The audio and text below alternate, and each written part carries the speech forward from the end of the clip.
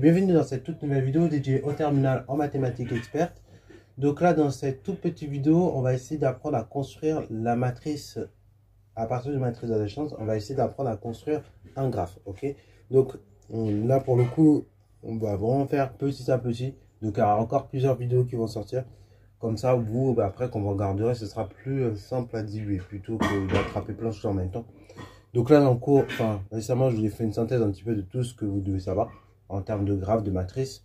Il manque juste la partie chaîne eulérienne aussi que je ne vous ai pas évoqué. Donc ça fera l'objet d'une vidéo à part où je vous montrerai qu'est-ce que c'est qu'une chaîne eulérienne, un cycle eulerien. Voilà, ça c'est vraiment un cas particulier. Mais soit ici, l'objectif de la vidéo, c'est d'apprendre à construire un graphe à partir d'une matrice. Ok? Donc ici, on vous donne une matrice d'adjacence. Et le but, c'est d'aller construire comme ça le graphe qui correspond à la matrice d'adjacence. Ok? Donc, du coup, déjà, ceux qui sont chauds, mettez la vidéo en pause et faire l'exo. Si autrement, nous allons simplement corriger. Sur ce, donc, correction. Alors déjà, quand on parle de matrice d'adjacence, souvent on va parler de matrice carrée. Donc, voilà, c'est une première chose. Sinon, autrement, il n'y aura pas de matrice d'adjacence. Deuxième chose, on va toujours préciser l'ordre de la matrice. L'ordre de la matrice va tout simplement correspondre au nombre de sommets que vous avez sur le graphe. Donc, autrement dit, là, déjà dès le départ, je sais qu'il y a 5 sommets. Donc, A, B, C, D et E. Une fois que je sais qu'il y a 5 sommets, et maintenant, le but est d'arriver à lire toute cette matrice. Ok? Arriver à voir à quoi ça correspond. Donc là, une matrice, je vous rappelle, il y a une dimension qui va nous donner le nombre de lignes de la matrice et une dimension qui va nous donner le nombre de colonnes de la matrice. Ok?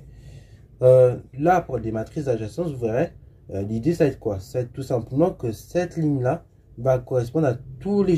Donc là, ici, sur cette ligne-là, ça va être tous les chemins qui partent de A. Cette ligne-là, c'est tous les chemins qui partent de B, tous les chemins qui partent de C, tous les chemins qui partent de D et tous les chemins qui partent de E. Et donc, là, du coup, ici, c'est les chemins qui arrivent vers A, les chemins qui arrivent vers B, les chemins qui arrivent vers C, vers D, vers E. Ok? Une fois que j'ai saisi ça, et après, de là, je peux rapidement faire le graphe. Ok? Donc là, on est en train de me dire quoi? Des chemins qui partent de A et qui arrivent à A, il y en a 0. Des chemins qui partent de A et qui arrivent à B, il y en a 0. Des chemins qui partent de A et qui arrivent à C, il y en a 1. Alors en fait, petite remarque, quand vous avez des matrices d'adjacence, il n'y aura toujours que des 0 et des 1. Il n'y aura jamais 2, 4, 6 ou 1 million. Ce sera soit 0, soit 1. 0 pour dire il n'y a pas de chemin, 1 pour dire il y a un chemin. Ok? Alors d'ailleurs, je n'aurais pas dire chemin, il y a des arêtes. Parce qu'on est sur des graphes non pondérés, mais on va dire chemin par extension. Ok? Parce que parfois, il peut être orienté le graphe. Ok? Donc, faire gaffe. Voilà, c'est la première chose. Donc, j'ai un chemin qui part de A qui arrive à D. Et j'ai pas de chemin qui part de A qui arrive à E. Ok.